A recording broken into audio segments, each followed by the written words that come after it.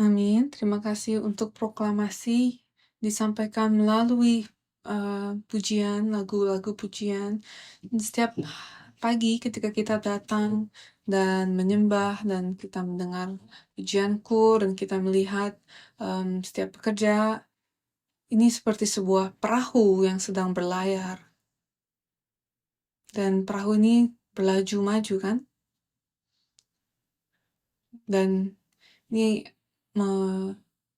menaikkan suatu rasa yang penuh syukur karena kita adalah bagian dari perahu itu dan kita sedang berjalan terus. Amin. Hari ini adalah pelajaran ke-10 dari pelajaran kitab Imamat. Judul khotbah hari ini adalah ketetapan dan keputusan Allah.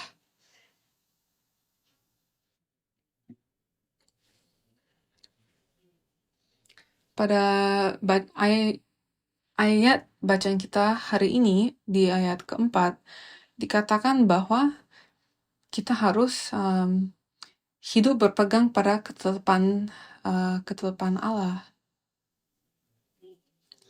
Jadi Allah berkata, ketika kita mengikuti peraturan Allah, maka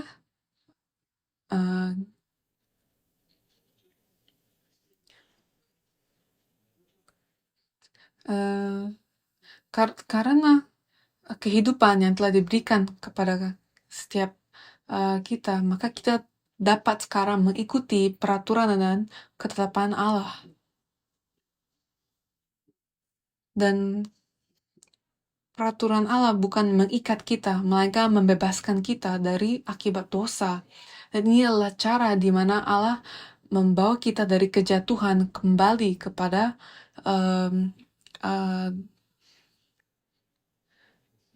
kembali kepada pemeliharaan Allah.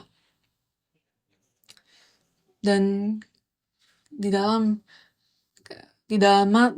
Taman Eden, buku Kejadian itu dimulai dengan pemeliharaan Allah. Dan buku kedua, Keluaran, terjadi di padang gurun di mana tidak ada perlindungan Allah, tidak ada keamanan, tidak ada makanan. Jadi ketiga, buku Imamat ini seperti Allah berbicara untuk bagaimana kita dapat kembali kepada pemeliharaan Allah. Allah ingin memberikan kepada kita perlindungan, keamanan, dan persediaan makanan yang tak ada habisnya. Jadi buku Imamat sekali lagi adalah panggilan Allah, adalah undangan Allah untuk kita dapat masuk kembali ke dalam rumah Tuhan. Dan pada waktu yang sama, Allah sedang mengizinkan kita tahu ekspektasi Dia akan kita. Dan apakah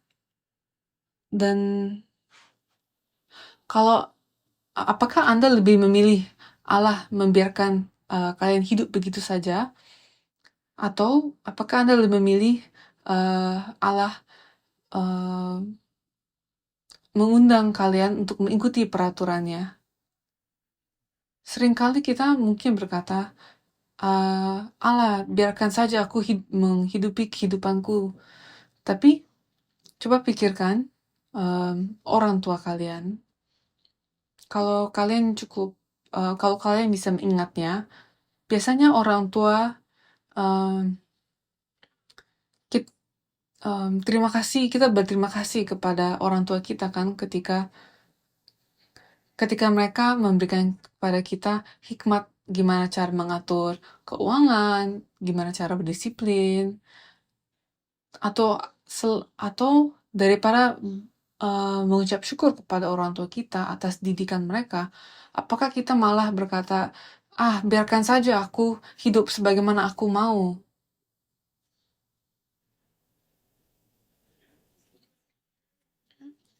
Ketika seseorang peduli,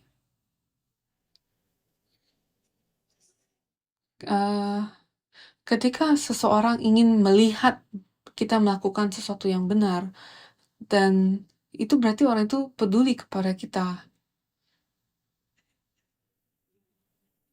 Kalau ada seseorang yang kita sangat hormati, seperti presiden atau bintang favorit kalian atau perdana menteri, seseorang yang kalian sangat sukai, kalau dia tiba-tiba mengenal Anda, dan itu sesuatu kehormatan kan bagi kita. Dan jika mereka meminta Anda melakukan sesuatu untuknya, bukankah Anda akan merasa sangat terhormat, lebih terhormat lagi daripada kalau dia hanya mengenal namamu? Kalau dia mengenal namamu dan meminta Anda untuk melakukan sesuatu, itu sesuatu yang sangat-sangat terhormat kan? Jadi Allah berkata, ada sesuatu yang aku ingin kalian berikan kepadaku. Dan atau ketika kita mendengar Allah, apakah respon kita adalah, oke, Allah, aku percaya kepadamu, tapi begitu saja ya. Tetapi Allah menginginkan sesuatu daripada kita. Coba kita lihat di Imamat 19 ayat 2. Berbicaralah kepada segenap jemaah Israel dan katakan kepada mereka, kuduslah kamu sebab aku Tuhan Allahmu kudus. Jadi tujuan utama kita adalah kekudusan. Allah telah menetapkan hal tersebut sebagai tujuan utama setiap orang Kristen. Untuk memiliki persekutuan dengan Allah, kita harus kudus seperti Allah. Dan ketika Allah mengundang umatnya untuk masuk ke dalam rumahnya, ke dalam ruang maha kudus, ke dalam ruang pribadinya, Allah berkata, kalian harus kudus untuk dapat berdiri bersamaku. Dan Allah berkata, aku ingin hidup bersama-sama denganmu. Jadi iman bukan hanya percaya kepada Allah, tapi iman adalah juga mengenal Allah dan mengenal bahwa dan mengetahui bahwa dia memiliki sebuah tujuan dan memiliki tujuan yang sama dengannya. Itulah iman. Kehidupan iman kita adalah kehidupan di mana kita setuju dengan Allah dan kita menjalankan kehidupan kita dengan tujuan yang sama dengan Allah. Dan tujuan Allah adalah kekudusan kita supaya kita dapat menjadi kudus kembali. Jadi, apakah kalian setuju dengan tujuan Allah?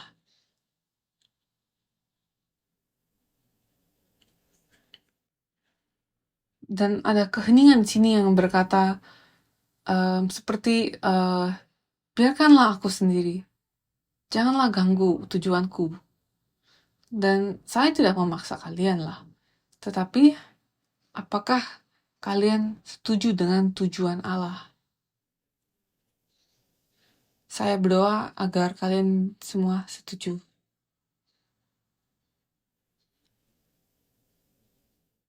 Dan saya ingin minta maaf karena hari ini, khotbah hari ini kita akan melakukan sangat banyak bacaan. Karena kita akan mengkaji Imamat pasal 18, 19, 20, dan ketika kita membacanya sangat sangat jelas firman yang telah Allah tulis. Dan ini adalah hal-hal yang Allah tidak ingin kita lakukan dan hal yang Allah ingin kita lakukan. Dan kita tidak suka peraturan dan ketetapan. Apalagi kalau kita disuruh untuk tidak melakukan ini atau tidak melakukan itu. Tetapi ini sangatlah penting dan saya sempat berpikir apa kita tidak usah bahas. Tetapi saya berpikir kayaknya saya akan dalam bahaya kalau saya melewatkan bagian ini. Jadi saya berdoa agar ini menjadi obat yang baik untuk setiap kami agar kami dapat memasuki kerajaan sorga. Pertama, hal-hal yang bertentangan dengan ketetapan dan penghakiman Allah.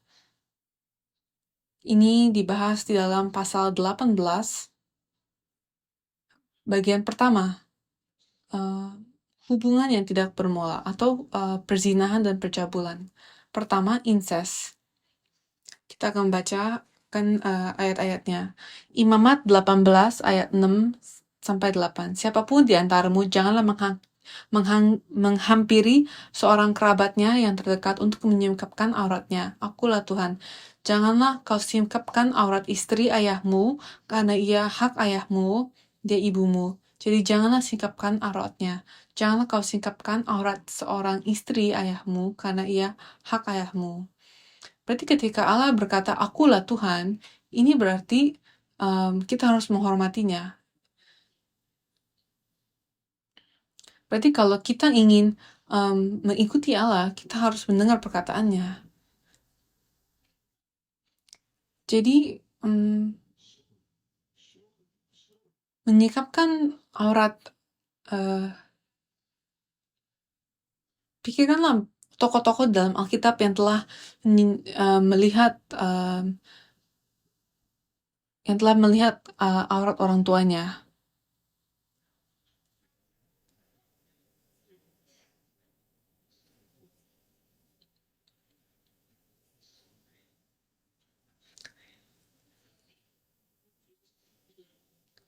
Ayat 9-11, mengenai aurat saudaramu, perempuan anak ayahmu atau anak ibumu, baik yang lahir di rumah ayahmu maupun yang lahir di luar, janganlah kau singkapkan auratnya.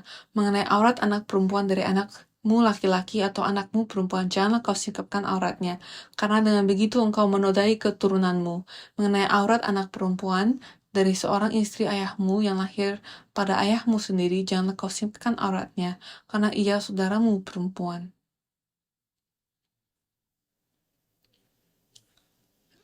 Ayat 12-14. Janganlah kau singkapkan aurat saudaramu perempuan ayahmu, karena ia kerabat ayahmu. Janganlah kau singkapkan aurat saudaramu perempuan ibumu, karena ia kerabat ibumu.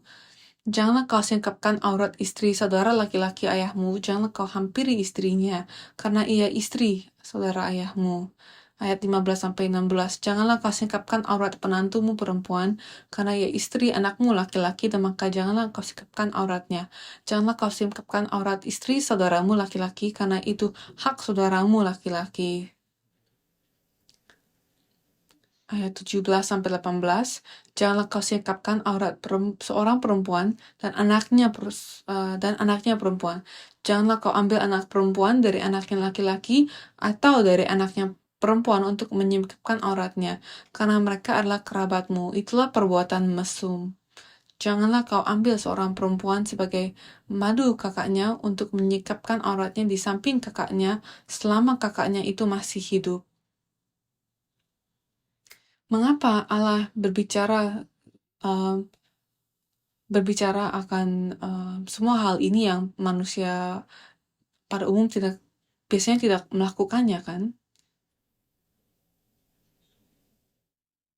Dan ini kembali lagi ke ayat bacaan kita, bahwa mereka keluar dari bangsa Mesir, kan? Dan ini menunjuk bahwa orang-orang di Mesir melakukan semua perbuatan keji ini. Jadi ketika Allah memisahkan Israel dari budaya yang penuh dosa dari bangsa Mesir,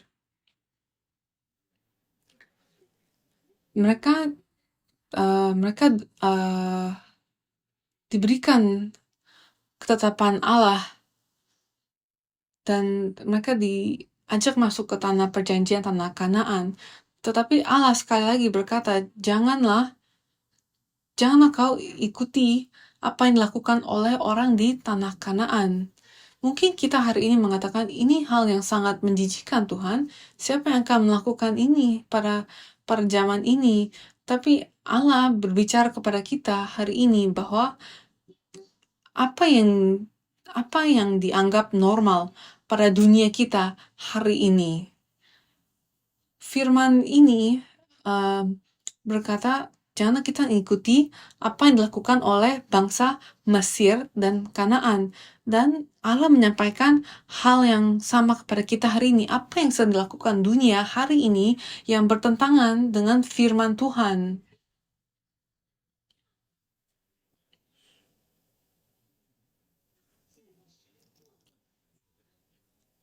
Dan Allah berkata, jangan bercampurlah dengan dunia, jangan mengikuti gaya hidup mereka. Jadi ketika kita membaca firman ini, coba pikirkan beberapa hal yang dilakukan dunia ini, zona abu-abu, yang dimana kita pun sebagai orang Kristen menginjaki tanah abu-abu itu.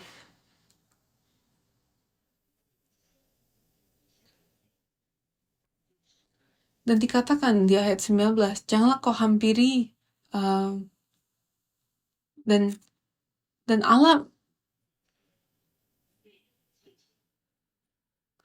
Allah berbicara tentang uh, pelanggaran-pelanggaran ini seolah-olah dia yang menjadi korban dari dosa ini. Allah menciptakan hubungan suami istri agar mereka dapat menghasilkan generasi yang menyembah Allah. Tetapi inilah hal-hal yang bertentangan dengan kehendak Allah.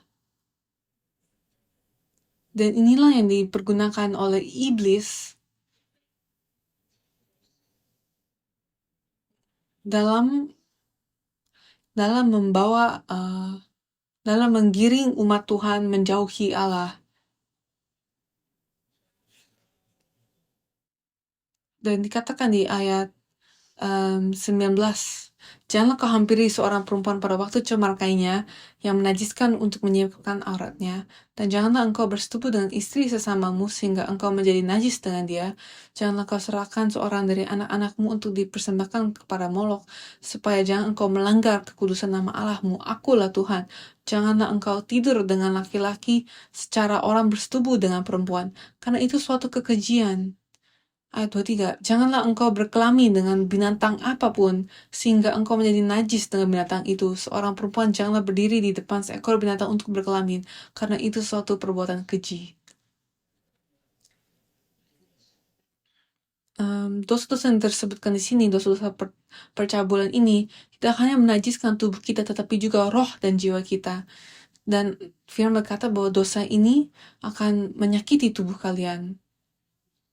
Percabulan dikatakan di ayat 24-28, janganlah kamu menajiskan dirimu dengan semuanya itu, sebab dengan semuanya itu bangsa-bangsa yang akan kuhalaukan dari depanmu telah menjadi najis. Ini berbicara soal bangsa-bangsa Kanaan kan. Allah menghalaukan mereka karena dosa-dosa ini, tetapi kalau kita melakukan dosa-dosa ini, kalian juga akan dihalaukan bersama dengan bangsa Kanaan. Negeri itu telah menjadi najis dan aku telah membalaskan kesalahannya kepadanya, sehingga negeri itu memuntahkan penduduknya. Tetapi kamu ini haruslah tetap berpegang pada ketetapanku dan peraturanku, dan jangan melakukan sesuatu pun dari segala kekejian itu. Baik orang Israel asli maupun orang yang asing yang tinggal di tengah-tengahmu, karena segala kekejian itu telah dilakukan oleh penghuni negeri yang sebelum kamu, sehingga negeri itu sudah menjadi najis. Allah sedang menjelaskan kepada orang-orangnya bahwa orang yang telah menetapi tanah itu, mereka melakukan kekejian ini. Dan supaya kamu jangan dimuntahkan oleh negeri itu, apabila kamu menajiskannya seperti telah dimuntahkannya bangsa yang sebelum kamu. Dan peraturan dan ketetapan ini, mungkin orang-orang hari ini berkata, itulah firman di perjanjian lama, kita nggak usah anggapnya lagi. Tapi seperti yang telah saya katakan sebelumnya, hukum upacara dan persembahan dalam hukum Taurat, itulah yang telah digenapi melalui kematian dan kebangkitan Yesus Kristus di kayu salib. Jadi kita tidak lagi mengikuti hukum-hukum upacara dan persembahan itu, karena Yesus telah mati sekali untuk selamanya, supaya hukum-hukum itu tidak perlu diulang kembali. Tetapi hukum-hukum moralitas itu ditekan ulang oleh Yesus, dan interpretasi ulang yang Yesus berikan kepada kita adalah mereka diperjelas lagi oleh Rasul Paulus, sehingga ini semua masih berlaku kepada kita, seperti yang dikatakan di dalam 1 Korintus 6 ayat 9 sampai 11. Atau tidak tahukah kamu bahwa orang-orang yang tidak adil tidak akan mendapat bagian dalam kerajaan Allah? Jadi inilah pengawalnya. Ketika kita melakukan hal ini, kita tidak dapat memasuki kerajaan Allah. Janganlah sesat. Orang yang cabul, penyembah berhala, orang berzina, banci, orang pemburit, pencuri, orang kikir, pemabuk, pemfitnah, dan penipu tidak akan mendapat bagian dalam kerajaan Allah.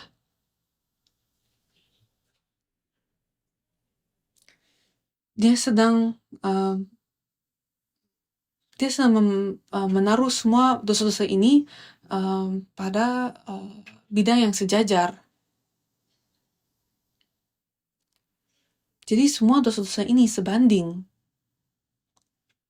Yang perlu kita ingati dari ini adalah kita jangan menolak orang-orang yang melakukan dosa-dosa ini. Kita jangan menghakimi mereka. Karena Anda dan saya, kita pun dulu adalah salah satu dari ini kan. Gereja berdiri agar orang-orang ini dapat masuk ke dalam dan membuang dosa-dosa mereka, agar mereka dapat diselamatkan. Kiranya gereja Sion menjadi tempat yang seperti itu. Ayat 11. Dan beberapa orang di antara kamu, seperti yang dikatakan kan, dan beberapa orang di antara kamu demikianlah dahulu. Tetapi kamu telah memberi dirimu disucikan, kamu telah dikuduskan. Dan kami hari ini dapat berdiri di gereja ini karena kita telah disucikan kan? Kami telah dibersihkan ya kan? Dan kamu telah dibenarkan dalam nama Tuhan Yesus Kristus dan dalam roh Allah kita. Itulah kabar baik.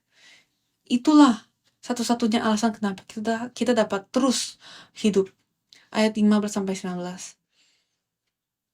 1 Korintus 6 ayat 15-19. Tidak tahukah kamu bahwa tubuhmu adalah anggota Kristus? Akan kuambilkah anggota Kristus untuk menyerahkannya kepada percabulan? Sekali-kali tidak. Atau tidak tahukah kamu bahwa siapa yang mengikatkan dirinya pada perempuan cabul menjadi satu tubuh dengan dia? Marilah kita ingat ini. Sebab demikianlah kata Nas, keduanya akan menjadi satu daging. Tetapi siapa yang ingin mengingatkan dirinya pada Tuhan, jadi satu roh dengan dia. Marilah kita menjadi orang yang seperti itu. Jauhkanlah dirimu dari percabulan. Setiap dosa lain yang dilakukan manusia terjadi di luar dirinya, tetapi orang yang melakukan percabulan berdosa terhadap dirinya sendiri. Dosa-dosa lain itu di luar tubuh, tetapi percabulan itu dia berdosa terhadap dirinya sendiri. Atau tidak tahukah kamu bahwa tubuhmu adalah bait Roh Kudus yang diam di dalam kamu, Roh Kudus yang kamu peroleh dari Allah, bahwa kamu bukan milik kamu sendiri?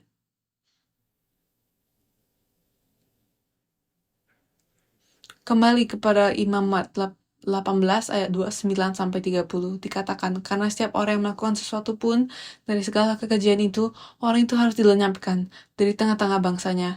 Dengan demikian, kamu harus tetap berpegang pada kewajibanmu terhadap aku. Jangan kamu melakukan sesuatu yang dari kebiasaan yang keji itu yang dilakukan sebelum kamu, dan janganlah kamu menajiskan dirimu dengan semuanya itu. Akulah Tuhan Allahmu.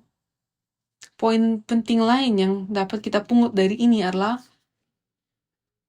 ketika orang-orang yang disucikan Allah memasuki tanah perjanjian Allah dan mereka berhenti berdosa, bahkan tanahnya itu menjadi suci kan.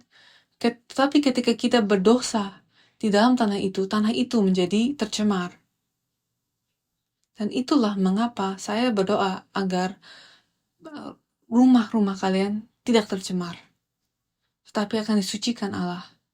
Saya berdoa agar bangsa ini, ketika lebih banyak orang umat Allah berdiri, maka bangsa ini pun akan diberkati.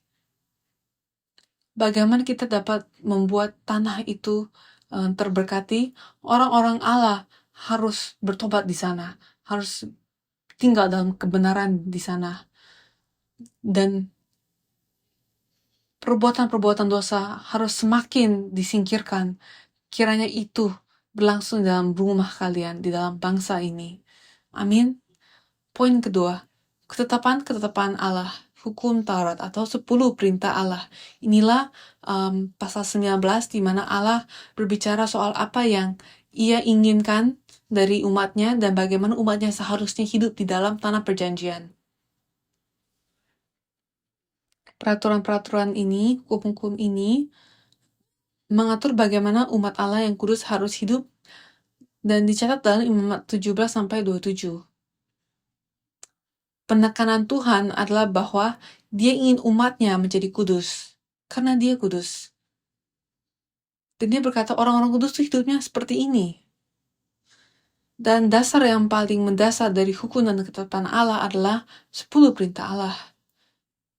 Dan ini ditekankan di dalam pasal 19.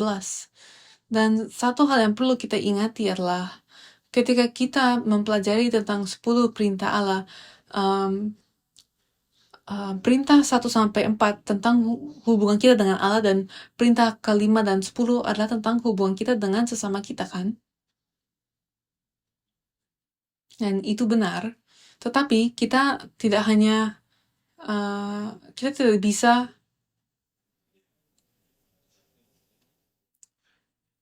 bisa berkata bahwa ini terbagi begitu saja. Karena sebenarnya semua 10 perintah adalah tentang hubungan kita dengan Allah. Jadi ini bukan soal perilaku kita, tapi juga soal rohani kita. 10 perintah ini diberikan kepada kita supaya kita dapat kembali, kita dapat pulang kembali dan memasuki Taman Eden.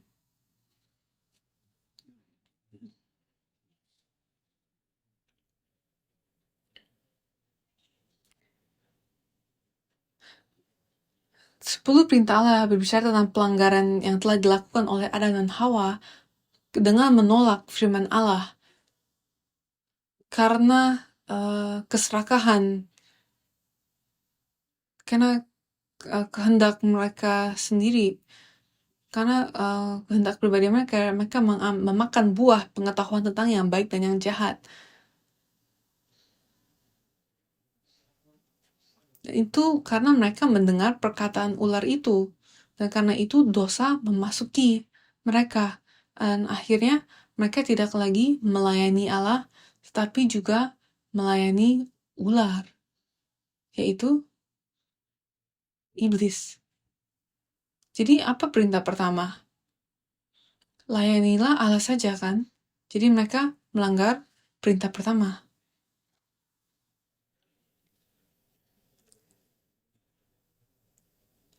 Jadi datanglah hal-hal yang bagi mereka lebih penting daripada Allah,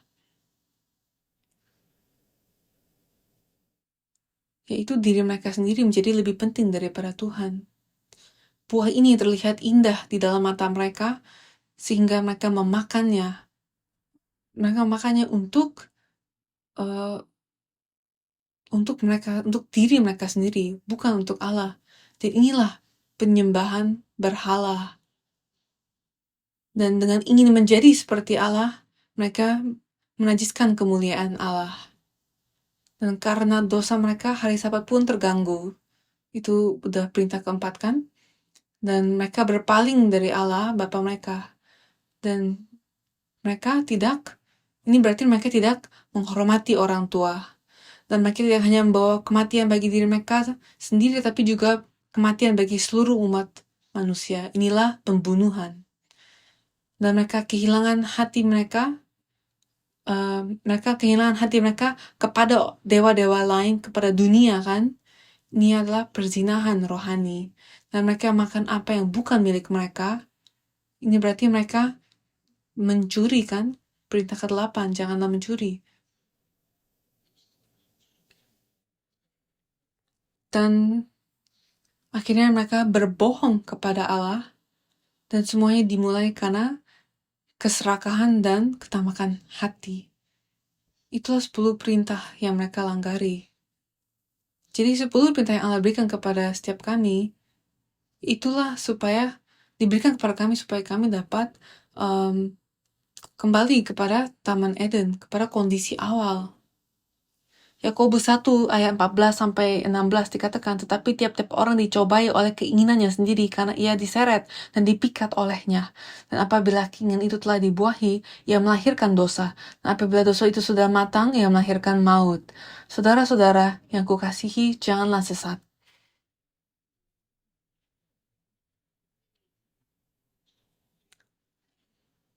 Jadi marilah kita lihat Imamat pasal 19, di mana 10 perintah Allah ini disentuh.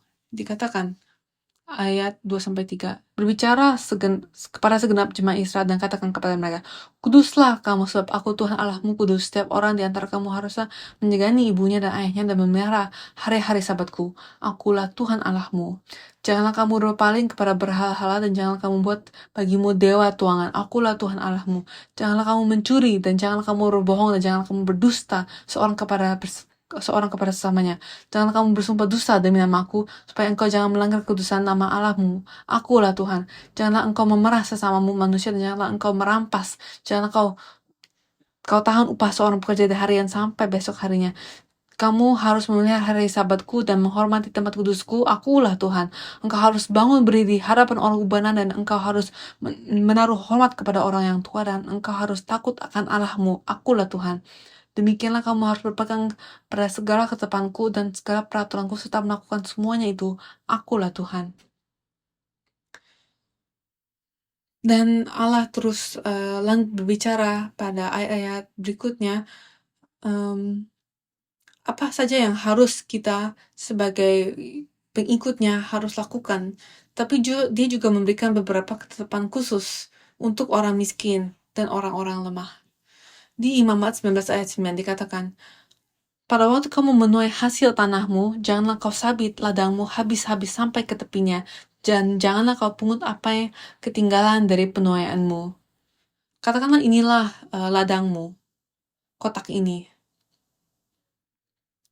Dan sudah waktunya kalian menyabitnya. Dan mungkin kalian menyabit sebagian ini saja. Jadi pinggiran-pinggirannya kalian membiarkannya saja untuk orang-orang yang miskin, untuk orang-orang yang lemah. Ada waktu saya muda di Korea, saya memetik buah dari pohon tetangga saya. Dan saya ingat saya dikejar-kejar.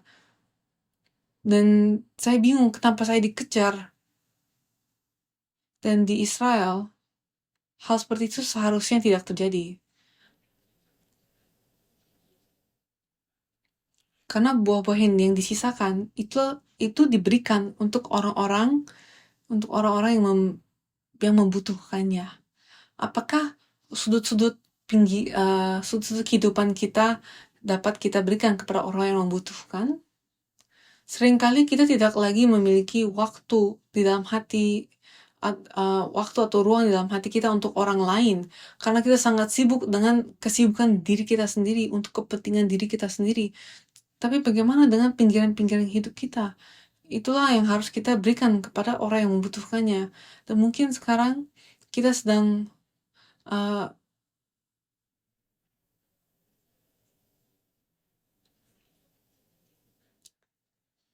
dan minggu lalu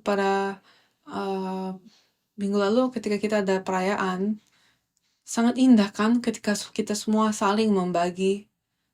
Dan marilah kita terus melakukan itu, di mana kita terus memberikan waktu, usaha, dan tenaga kita untuk pekerjaan Allah, untuk melayani sesama. Dan siapakah yang paling diperuntungkan? Apakah orang-orang yang mengambil buah itu? Bukan, tapi diri kita sendirilah yang diperuntungkan. Cobalah untuk menyediakan ruang di dalam hati kalian. Itu akan membuat kalian menua lebih lama. Itu akan membuat kita lebih banyak ruang untuk berkat Allah. Apakah kalian percaya?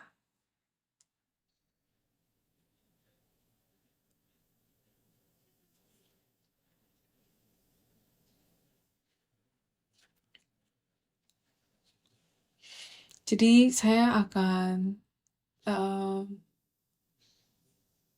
saya harap kalian akan membacanya karena saya tidak akan membacakannya di ayat 10, 14, 15, 17 dan 18 Imamat 19 Imamat pasal 19 ayat 10, 14, 15, 17 dan 18 ini Allah berbicara soal bagaimana bangsa Israel harus berlaku kepada sesama mereka. Janganlah ada rasa benci dari antara mereka. Allah sedang mengajari umatnya supaya mereka memiliki hati yang lebih besar. Dan terakhir, ketiga, dosa-dosa yang layak menerima kematian. Sekali lagi, saya percaya tidak ada yang di antara kita yang telah saya percaya bahwa orang-orang Kristen yang sejati tidak akan melakukannya. Dan kalau kita pernah melakukan sesuatu yang mirip dengan ini, kami harus bertobat.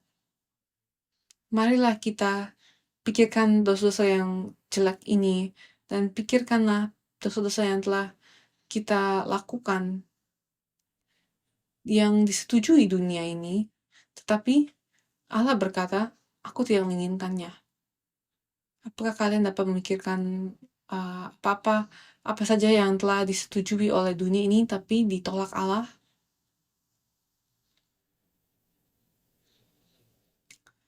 Ada banyak hal yang dunia ini katakan nggak apa-apa, tapi ketika kita membawanya ke dalam gereja, Allah berkata tidak boleh. Pertama, pengorbanan manusia. Saya yakin kita tidak akan melakukan ini ya. Imamat 20 ayat 2 sampai 5.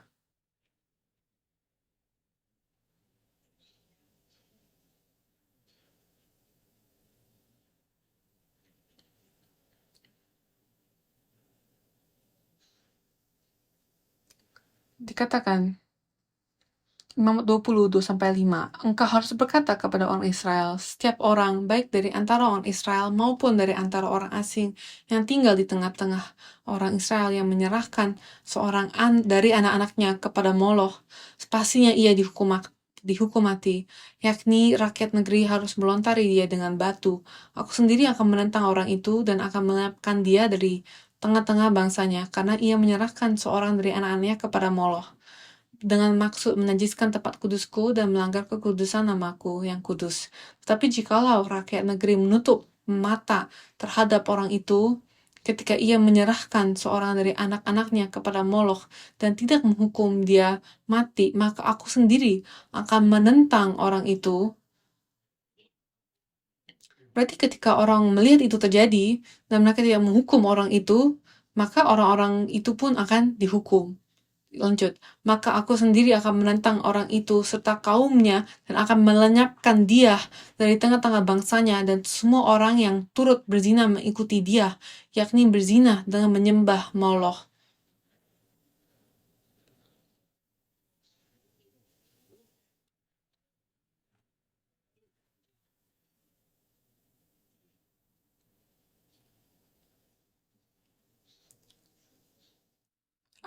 Apa itu penyembahan Moloch? Ini adalah persembahan pengorbanan anak manusia. Ini adalah praktik yang dilakukan oleh bangsa Kanaan. Karena mereka percaya bahwa anak yang diberikan kepada Moloch akan masuk kepada tempat yang indah dan keluarganya akan terberkati. Jadi Moloch itu memiliki suatu kepala binatang. Jadi mereka akan memanaskan kepala itu terbuat dari besi. Jadi mereka akan memanasi patung Molech itu sampai merah dan anak itu akan dimasukkan ke dalam patung itu sampai anak itu terbakar. Ini adalah praktik orang Kanaan. Dan Allah mengetahui apa yang sedang mereka lakukan. Dan ini sangat menjijikan kan? mendengarnya saja kita merasa enak. Tetapi Allah tahu bahwa bangsa Israel akan terbiasa dengan ini. Bahkan bangsa Israel akan melakukan hal seperti ini. Ini adalah aspek dosa yang sangat menakutkan. Setelah seiring waktu berjalan, suatu dosa akan terasa biasa aja. Dan sebelum kita mengetahuinya, dosa itu akan menjadi terintegrasi dengan kehidupan kita sehari-hari. Dan sekarang ketika Alkitab berkata ini salah, kita merasa tertusuk kan? Imamat ayat 20 ayat 9 sampai 6, orang yang berpaling kepada arwah atau kepada roh-roh peramal. Apakah kalian sadar Allah itu memanggil orang-orang seperti ini? Orang menyebut orang-orang ini sebagai orang-orang yang berzinah dengan menyembah. Karena inilah perzinahan rohani. Yakni yang berzina dengan bertanya kepada mereka, aku sendiri akan menentang orang itu dan melenyapkan dia dari tengah-tengah bangsanya. Maka kamu harus menguduskan dirimu dan kuduslah kamu, sebab akulah Tuhan Allahmu. Demikianlah kamu harus berpegang pada ketetapanku dan melakukannya. Akulah Tuhan yang menguduskan kamu. Apabila ada seseorang yang mengutuki ayahnya atau ibunya, pastilah ia dihukum mati. Ia telah mengutuki ayahnya atau ibunya, maka darahnya tertimpa kepadanya sendiri. Kategori kedua adalah tidak bermoral. Dosa-dosa ini disebut di Imamat pasal 18, tapi di pasal 20 dikatakan bahwa ini adalah dosa yang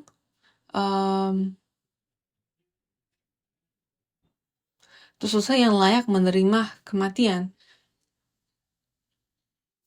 Imamat 20 ayat 10, bila seorang laki-laki berzina dengan istri orang lain, yakni berzina kepada istri sesamanya manusia, pasti keduanya dihukum mati, baik laki-laki maupun perempuan yang berzina itu. 11.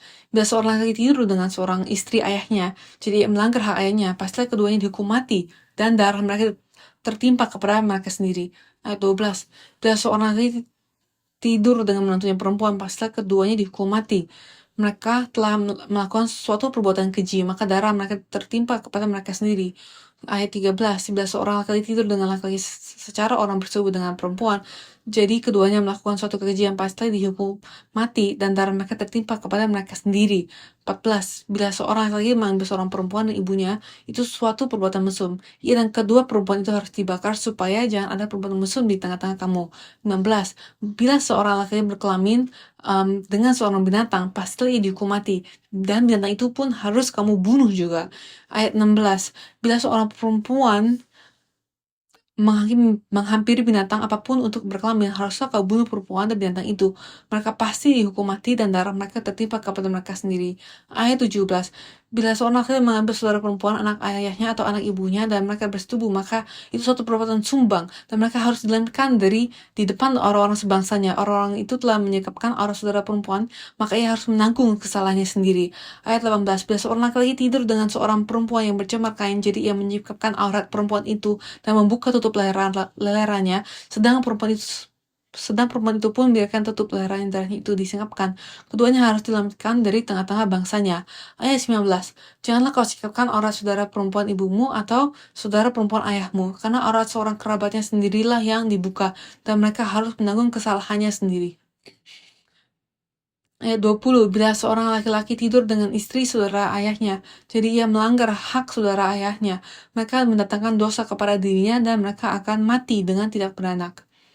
Apa artinya ini semua? Apa artinya ketika mereka mati tidak beranak? Ini berarti keturunan mereka akan dipotong. Berarti anak apapun yang mereka miliki tidak akan diperhitungkan. Lanjut, ayat 21, bila seorang laki-laki mengambil istri saudaranya, itu suatu kecemaran, karena ia melanggar hak saudaranya laki-laki dan mereka akan tidak beranak. Jadi, ayat 23 dan 24 dikatakan, janganlah kamu hidup menurut kebiasaan bangsa yang akan kuhalau dari depanmu. Karena semuanya itu telah dilakukan mereka sehingga aku muak melihat mereka. Dan ini kita pun Allah akan menghakimi dunia ini. Jadi ketika kita memiliki dosa yang sama dengan dunia ini, maka Allah pun akan menghakimi kita. Dan dikatakan, janganlah kamu hidup menurut kebiasaan bangsa yang akan kuhal daripamu, karena semuanya itu dilakukan mereka sehingga aku muak melihat mereka. Tapi kepadamu aku telah berfirman, kamulah yang akan menduduki tanah mereka, dan akulah yang akan memberikannya kepadamu menjadi milikmu. Suatu negeri yang berlimpah-limpah susu dan madunya. Akulah Tuhan Allahmu yang memisahkan kamu dari bangsa-bangsa lain. Kuduslah kamu bagiku, sebab aku ini Tuhan kudus, dan aku telah memisahkan kamu dari bangsa-bangsa lain, supaya kamu menjadi milikku.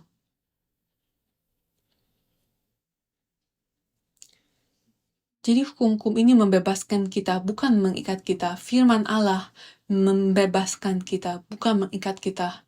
Apakah kalian mengerti artinya? Kalau kita tidak mengikuti firman Allah, maka kita akan terikat selamanya oleh dosa-dosa dunia. Dan itu sangat menyakiti. Itulah awal dari kehidupan kalian di dalam neraka. Allah sudah memberikan kepada kita suatu kesempatan untuk keluar dari kutuk itu. Jadi yang perlu kita ingat ketika kita mempelajari semua ketetapan ini adalah bukan soal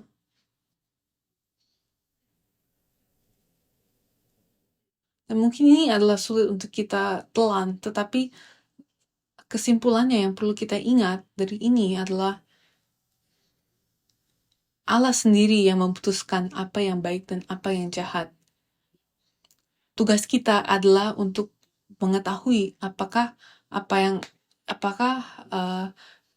Allah telah memutuskan ini baik atau jahat. Ketika kita mulai memutuskan apa yang baik, saat itulah kita mulai mengambil buah dari pohon pengetahuan tentang yang baik dan yang jahat.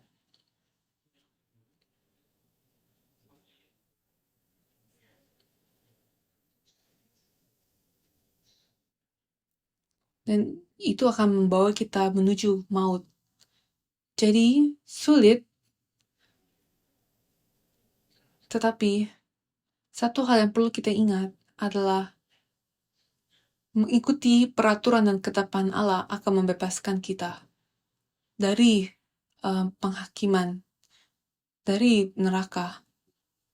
Tapi pada hal yang sama kita harus hidup di mana kita takut akan Allah dan kita menghormati apa yang Allah putuskan sebagai baik dan apa yang Allah putuskan sebagai jahat. Mari kita berdoa. Allah Bapa, kami mengucap syukur kepadamu karena Engkau sangat mengasihani kami. Sampai kepada titik di mana Engkau meminta kita untuk menjadi kudus sebab Engkau ingin tinggal bersama-sama dengan kita. Kami mengucap syukur ketika Kau mengundang kami memasuki kerajaan-Mu, tetapi Allah, kami sedang tinggal di dalam dunia yang penuh dengan dosa, dan semua dosa-dosa ini dibungkus dengan keindahan yang sangat sulit untuk kita dapat membedakan apa yang baik dan yang jahat, dan sulit untuk kita menolaknya. Tetapi Bapa, kami berdoa agar Engkau memberikan kepada kita hikmat-Mu, dan izinkanlah kami untuk dapat membedakan apa yang jahat dan baik menurut standar-Mu.